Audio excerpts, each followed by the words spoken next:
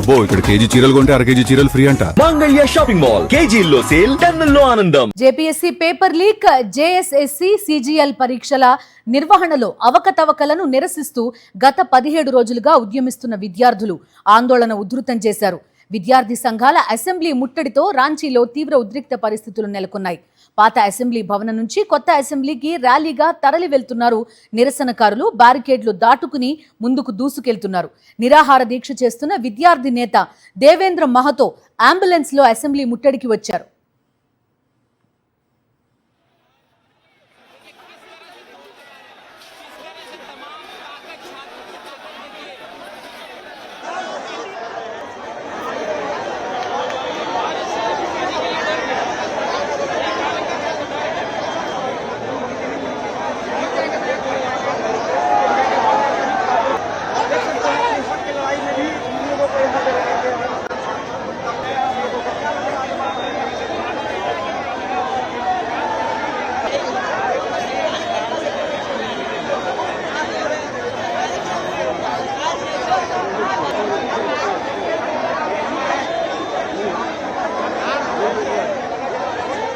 JPSC, JSSC, CGL పరీక్షల్లో జరిగిన అక్రమాలు, పేపర్ లీక్స్ పై సిబిఐ విచారణ జరపాలని విద్యార్థులు డిమాండ్ చేస్తున్నారు.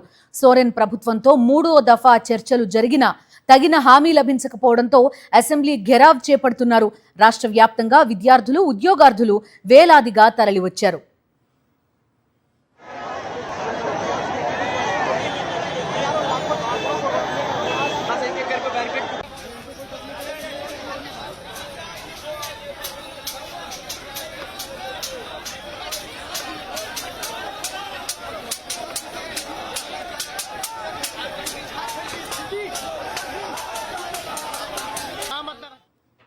విద్యార్థుల అసెంబ్లీ ముట్టడి నేపథ్యంలో జార్ఖండ్ అసెంబ్లీ పరిసరాల్లో భారీ భద్రతా ఏర్పాట్లు చేశారు పోలీసులు. పెద్ద ఎత్తున భద్రతా సిబ్బందిని మోహరించడంతో పాటు ఎక్కడికక్కడ బ్యారికేడ్లు, ఇనుప కంచెలు ఏర్పాటు చేశారు. ప్రతి 100 మీటర్లకు వాటర్ క్యానన్స్ సిద్ధంగా ఉంచారు.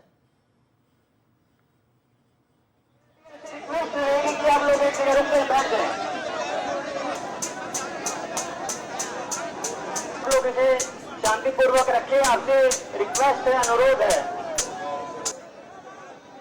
पुलिस और प्रशासन आपकी रिस्पेक्ट करती है, आपके प्रोटेस्ट की रिस्पेक्ट करती है. आप शांतिपूर्वक तरीके से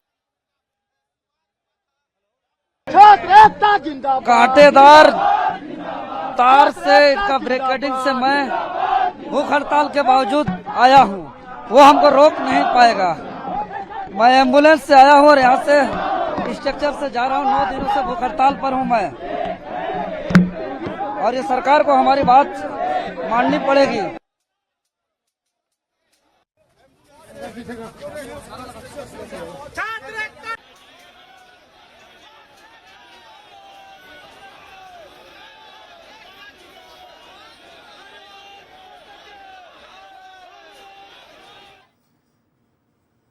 మా కరెస్పాండెంట్ వెంకటేష్ జాయిన్ అవుతున్నారు. జార్ఖండ్ రాంచీలో జరుగుతున్న విద్యార్థి ఉద్యమాన్ని చూస్తున్నాం. జేపీఎస్సీ, జేఎస్ఎస్సీ, సీజీఎల్ పేపర్ లీకేజ్కి వ్యతిరేకంగా వీళ్ళంతా ఉద్యమిస్తున్నారు. ఇప్పటికీ 3 దఫాల చర్చలు జరిగాయి ప్రభుత్వంతో, కానీ సమస్య కొలిక్కి రాలేదంటున్నారు విద్యార్థులు. వెంకటేష్, చూస్తున్నాం పెద్ద ఎత్తున నిరసనలు, ఏకంగా దేవేంద్ర మహతోని విద్యార్థులు భుజాలపైన ఎక్కించుకుని మరీ అసెంబ్లీ ముట్టడికి తీసుకురావడం కూడా కనిపిస్తోంది. ఏం జరుగుతోంది జార్ఖండ్లో? జార్ఖండ్ లో ఈరోజు చలో విధానసభకు పిలుపునిచ్చారు విద్యార్థులు. సో ఆ నేపథ్యంలో భారీ సంఖ్యలో విద్యార్థులందరూ కూడా రాంచీకి వచ్చారు. సో అక్కడి నుంచి నేరుగా విధానసభకు బయలుదేరుతున్నటువంటి దృశ్యాలు మనకు కనబడుతున్నాయి. సో ఈ మొత్తం నిరసనకు నేతృత్వం ఇచ్చినటువంటి దేవేంద్ర మహతోను కూడా తీసుకొని విద్యార్థులు పెద్ద ఎత్తున ఆందోళన చేస్తున్నటువంటి పరిస్థితి మనం చూస్తున్నాం. గత 16 రోజుల నుంచి విద్యార్థుల ఆందోళన కొనసాగుతుంది, నిరాహార దీక్షలు కొనసాగుతున్నాయి. సో ప్రధానంగా ఈ మొత్తం వ్యవహారం పైన సిబిఐ దర్యాప్తు చేయాలని విద్యార్థులు డిమాండ్ చేస్తున్నారు. కానీ ప్రభుత్వం ఈ అంశం పైన ముందుకు రావడం లేదు.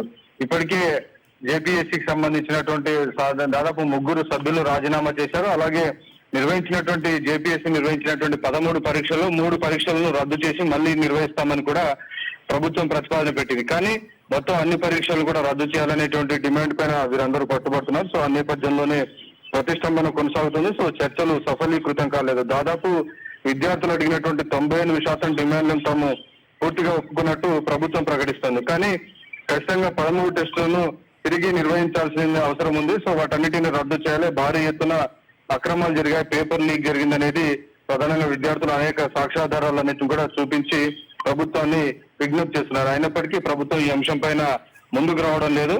సో కేవలం 3 పరీక్షలను రద్దు చేసి తిరిగి నిర్వహిస్తామని ప్రభుత్వం హామీ ఇస్తుంది. అలాగే రెండోది సిబిఐ దర్యాప్తుకు సంబంధించినటువంటి అంశం పైన ప్రభుత్వం ముందుకు రావడం లేదు. సో ఇక్కడే ప్రభుత్వం యొక్క ద్వంద్వ నీతి ప్రదర్శిస్తుందని విద్యార్థులు అంటున్నారు. సో మొత్తం ఇటు ప్రభుత్వ వ్యవస్థ పూర్తిగా అవినీతిమయమైపోయింది. సో పూర్తిగా పరీక్షా పేపర్ లో ఉన్నటువంటి ప్రశ్నల్ని కూడా అమ్ముకున్నారు. సో దాని కారణంగానే ఇతర రాష్ట్రాలకు సంబంధించినటువంటి విద్యార్థులకు వీరందరికీ కూడా భారీ ఎత్తున జార్ఖండ్ లో ఉద్యోగాలు లభించాయి. కాబట్టి మొత్తం వ్యవస్థలో పూర్తి సంస్కరణలు రావాలి. సో ఆ దిశగా ప్రభుత్వం చర్యలు తీసుకోవాలి. దానికి